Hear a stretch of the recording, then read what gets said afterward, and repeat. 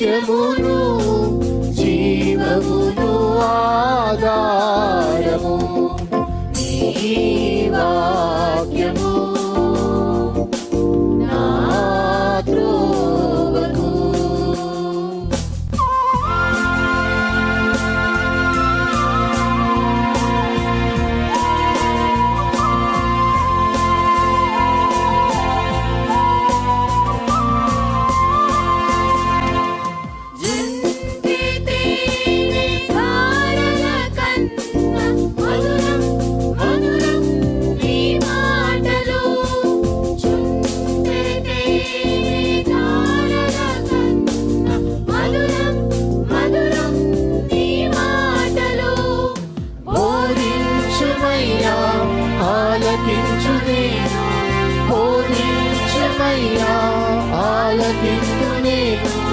అనుసరింతునయ్యా ఆత్మశక్తితో, అనుసరింతునయ్యా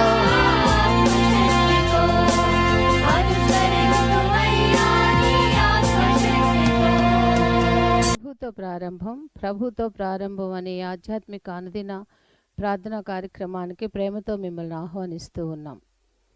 మన జీవితానికి ఆదియు ఆధారమునైనటువంటి ఆ దేవుణ్ణి మొదట మరణించుకున్నట్లయితే ఆ దినమంతయు ఆయన కృపాక్షేమములే మన వెంట వచ్చును. మొదట అవేకునే లేవగానే మరి నీతిసూరుడైనటువంటి ఆయనని చూద్దాం, ఆయన మనలనైన స్వరాన్ని మనం విందాం. మన జీవిత కాలం అంతయు ఆయన ఆశీర్వాదములు దీవెనలు మన మీద కుమ్మరించును. యెషయి 65:24 మనం చూసినట్లయితే వారికి ఈలాగున జరుగును, వారు వేడుకొనుక మునుపు నేను ఉత్తరం ఇచ్చేదను, వారి మనవి చేయుచుండగా నేను ఆలకించెదను. మనవి చేయుచుండగానే ఆయన మన మనవిని ఆలకిస్తున్నాడు. కాబట్టి మరి ప్రతి దినము కూడా ఈ యొక్క అనుదిన ఆధ్యాత్మిక కార్యక్రమంలో మనం పాల్గొన్నట్లయితే మన జీవిత కాలం అంతయు కూడా ఆయన మేలులను మనం పొందుకోగలము. ఆ నిత్యరాజ్యంలో వారసులుగా మనము జీవించగలం. రండి, ప్రభుతో ప్రారంభ కార్యక్రమంలో పాల్గొనండి, ఆత్మీయ మేలులు పొందండి.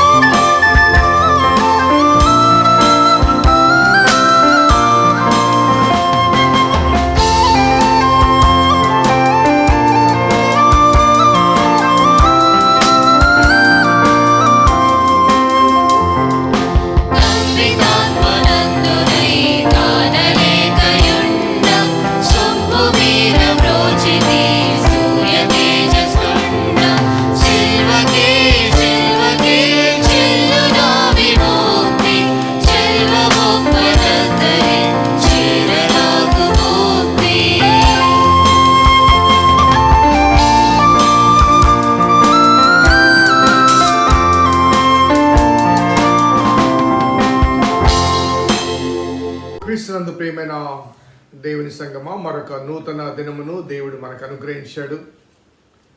ప్రభుతో ప్రారంభం, అనుదిన ధ్యానం, ఆత్మకు క్షేమం.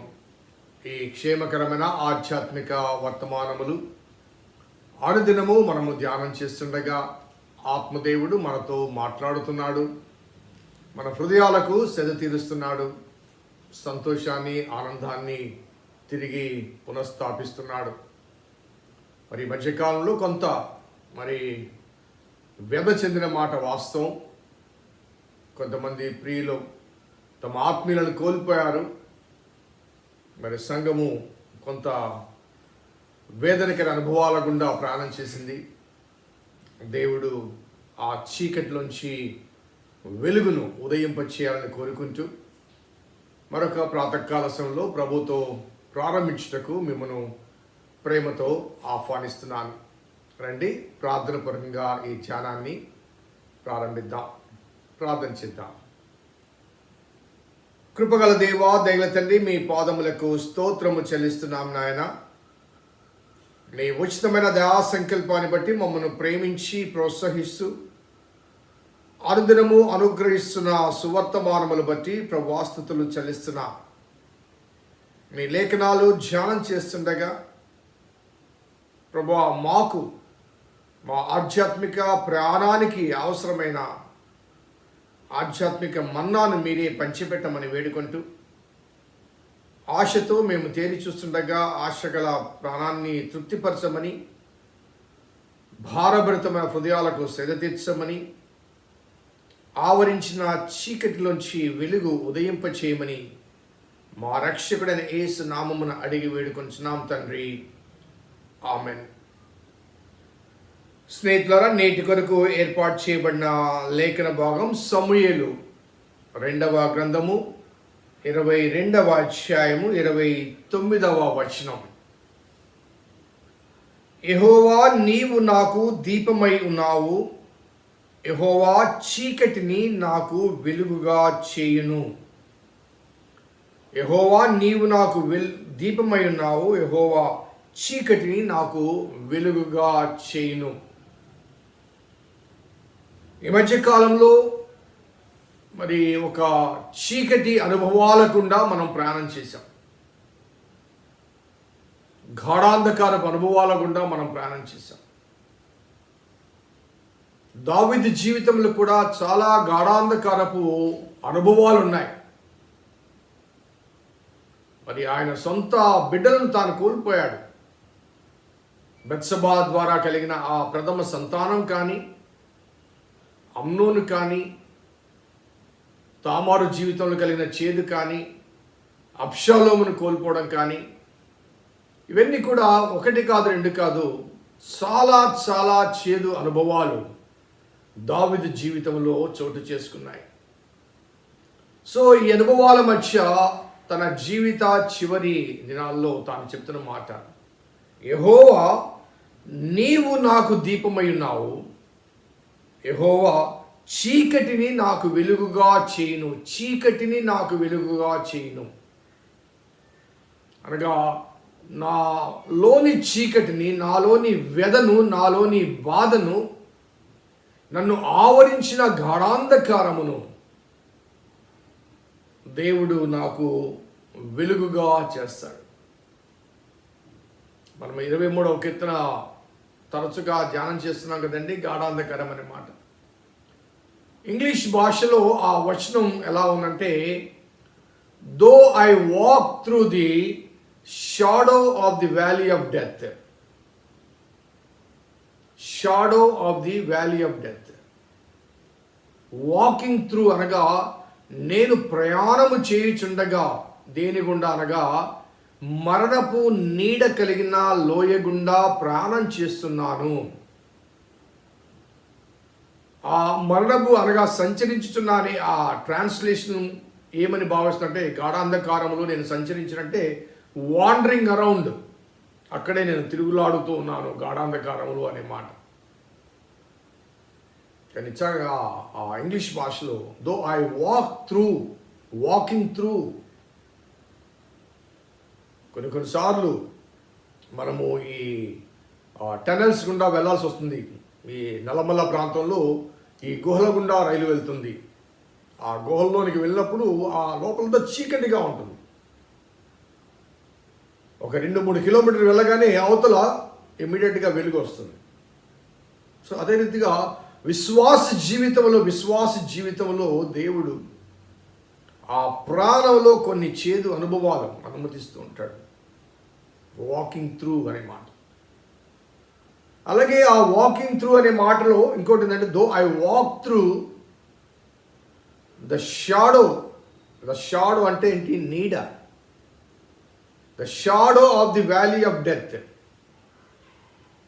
మరణపు నీడ అంటాడు. మరణం కాదు, మరణపు నీడ అంటాడు.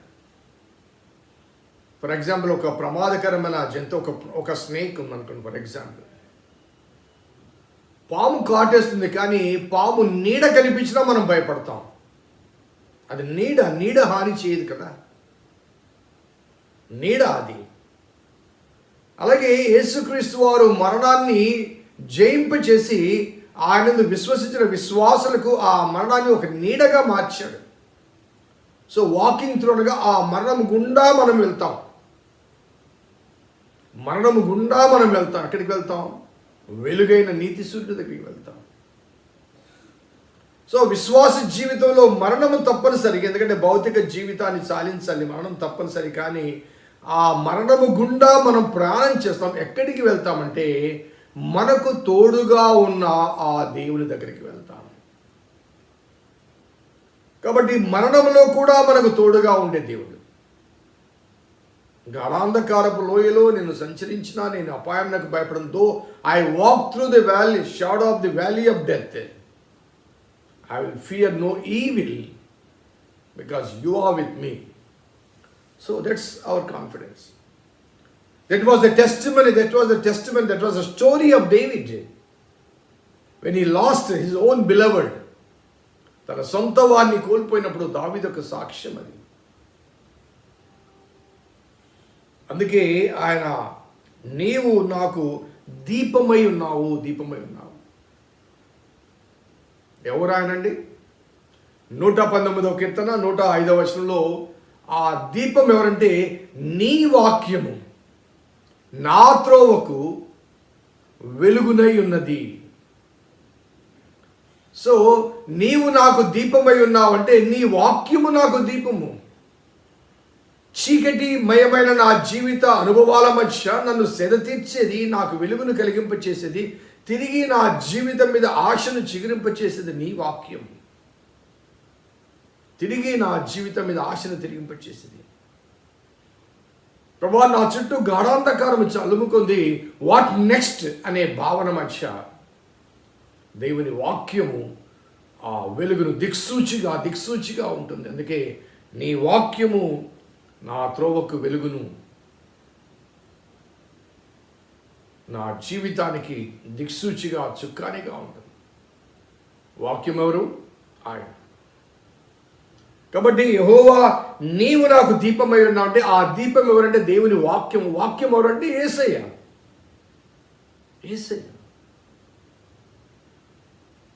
అందుకే ఆ యేసయ్య నరావతారిగా జన్మించే ఆ అనుభవం గురించి యెషయా భక్తుడు ప్రవచనాత్మకంగా చెప్పిన ఆ మాటలు ఒకసారి మనం జ్ఞాపకం చేసుకుంటే యెషయా 9వ అధ్యాయం, ఐజయా 9th చాప్టర్, యెషయా 9వ అధ్యాయంలో ప్రారంభంలోనే వేదన పొందిన దేశం మీద మబ్బు నిలవలేదు అంటాడు. అలాగే 2వ వచనంలో చీకటిలో నడుచు జనులు గొప్ప వెలుగును చూస్తున్నారు, మరణ ఛాయ గల దేశ నివాసుల మీద వెలుగు ప్రకాశించును అంటాడు. సో మన మీద వెలుగు ప్రకాశించబడకపోవటానికి, లేకపోతే మనం వెలుగులో నడవలేకపోవడానికి కారణం ఏంటంటే మబ్బు ఆవరించి ఉంది.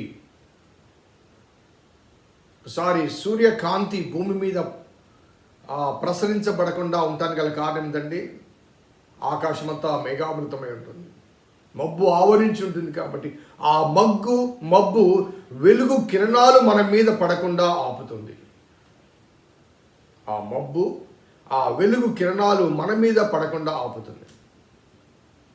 ఆ మబ్బు ఏంటో 59వ కీర్తనలో అంటారు, రక్షింపనేరకుండానట్లు యెహోవా హస్తము కురస కాలేదు, విననేరకుండానట్లు ఆయన చెవులు మందము కాలేదు, మీ పాపములు అడ్డుగా నిలిచాయి, అనగా మబ్బుగా నిలిచాయి. So the coming of the incarnate Christ, the saviour, రక్షకుడుగా ఈ లోకంలో జన్మించబోయే ఆ లోకరక్షకుడు మనకు వెలుగైన దేవునికి మధ్య అడ్డుగా ఉన్నటువంటి ఆ మబ్బును, ఆ పాపమును తొలగింపచేస్తాడు. The incarnate Christ is going to remove the total sin which is objecting our entry into his kingdom. ఆయన రాజ్యంలో ప్రవేశించడానికి అవరోధంగా ఉన్న ఆ పాపం అనే మబ్బును తొలగింపచేసి అప్పుడు ఏం చెబుతుందంటే చీకటిలో అప్పటి వరకు చీకటిలో నడిచిన జనులు గొప్ప వెలుగును చూస్తారు.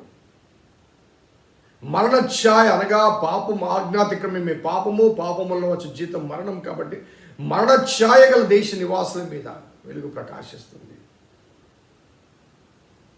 ఆ వెలుగు ఎవరండి? నేను లోకమునకు వెలుగై ఉన్నాను, జీసస్. సో యెహోవా నాకు దీపమునై ఉన్నాడు,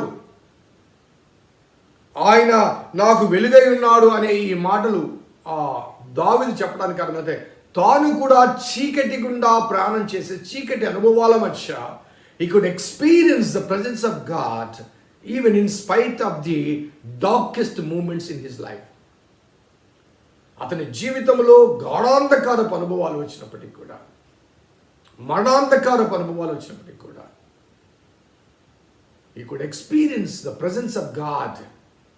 నీవు నాకు తోడయుందు, నీ దుడ్డు కరయు నీ దండము నన్ను ఆదరించు. That's a faith, that's a confidence, that's a promise given unto us. దేవుడు అనుగ్రహించిన ఒక వాగ్దానం. సో దావీదు అనుభవం అది మనకు సాక్ష్యంగా అనుగ్రహించబడిన మాట. యెహోవా నీవు నాకు వెలుగై ఉన్నావు, దీపమై ఉన్నావు. యెహోవా చీకటిని వెలుగుగా చేయును. నేను చీకటిలో ఉన్నప్పటికీ కూడా, అనగా నా చుట్టూ చీకటి ప్రపంచం ఉన్నప్పటికీ కూడా, నీ దేవుడు ఏమాయనని ప్రశ్నించే చీకటి ప్రపంచం నా చుట్టూ ఉన్నప్పటికీ కూడా నాలో వెలుగు ఉంది, నాలో క్రీస్తు ఉన్నాడు. ఆ వెలుగునందు నేను ఆనందిస్తున్నాను, ఆ వెలుగునందు నేను నిర్భయముగా ఉన్నాను, ఆ వెలుగునందు నా జీవితాన్ని కొనసాగింపచేస్తున్నాను. బికాస్ బయట ప్రపంచం దృష్టిలో నా చుట్టూ చీకటి, కానీ నా దృక్పథములో నా ప్రభువు నాకున్నాడు కాబట్టి నా అంతరంగములో వెలుగుంది. కాబట్టి బయట ప్రపంచం వేదనతో ఉంటుంది, కానీ ప్రభునందున్న నేను ఆనందిస్తున్నాను. ఎందుకంటే నా గమ్యం నా గమనం ప్రభు రాజ్యానికి. అందుకే నన్ను వెంబడించువాడు, నేను లోకమునకు వెలుగునంటూ నన్ను వెంబడించువాడు చీకటిలో నడవక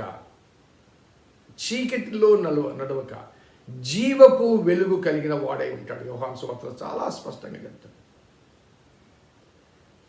చీకటిలో నడవక జీవపు వెలుగు అనగా జీవాన్ని కలిగించే వెలుగు. ఆ జీవం ఏది? నిత్య జీవాన్ని కలిగించే.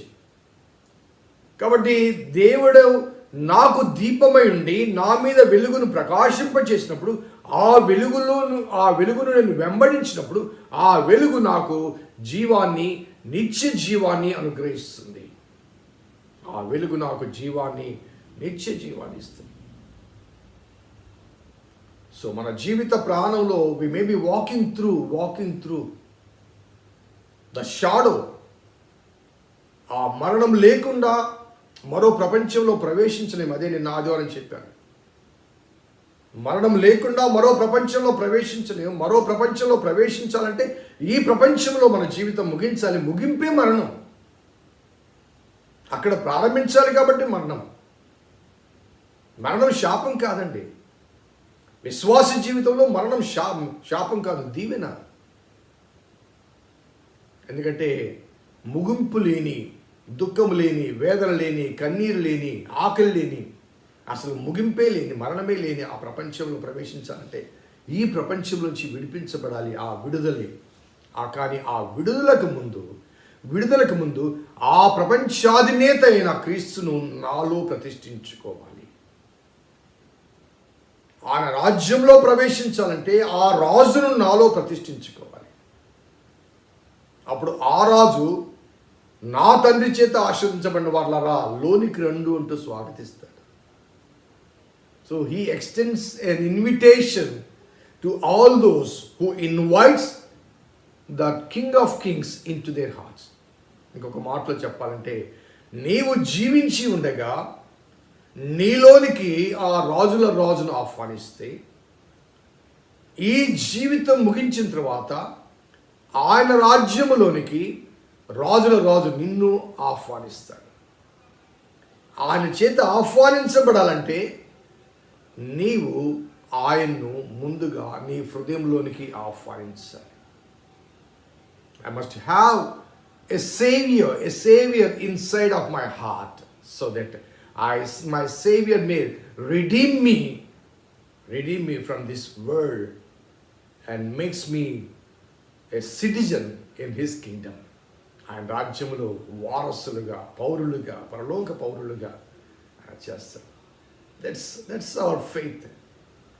That's what David speaks in spite of a darkest moments in his life. ఆయన జీవితంలో భయంకరమైన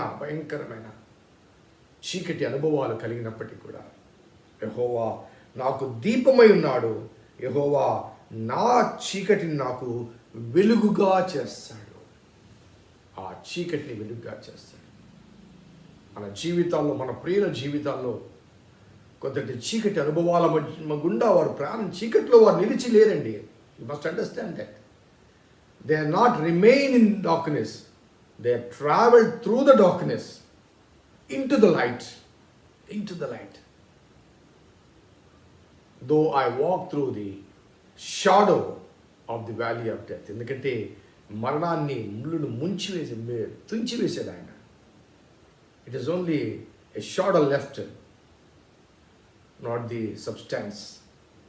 A shadow without substance, a shadow without life, it will never harm you, because you are traveling through the shadow into the eternity, where you will be experiencing the light, experiencing the life in the light of the world.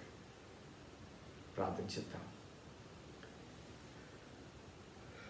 కృపగల దేవా, దయగల తండ్రి, మీ పాదములకు స్తోత్రము చెల్లిస్తున్నాము. ఆనాడు దావీదు జీవితంలో ఏ రీతిగా ఆయన సాక్ష్యములో నీ వెలుగును ఆయన గ్రహించి యెహోవా నాకు వెలుగై ఉన్నాడని చెప్పాడు. అదే రీతిగా నేడు మాకు కూడా ఆ సాక్ష్యం కావాలి. ఆ సాక్ష్యం కొరకైన సందేశాన్ని మీరు మాకు అనుగ్రహించారు కనుక ప్రభా, ఆ వాక్యపు నేపథ్యంలో మేము ప్రేరణ పొంది, ఆ దీపము ఎవరు అంటే వాక్యము, ఆ వాక్యము ఎవరంటే లోకరక్షకుడు. ఆ లోకరక్షకుడు పరలోక అధినేత. ఆ అధినేత తన రాజ్యంలోనికి మమ్మల్ని స్వాగతించాలంటే ఈ లోకం విడవక ముందు ఆ అధినేతను మాలోనికి స్వాగతించాలి.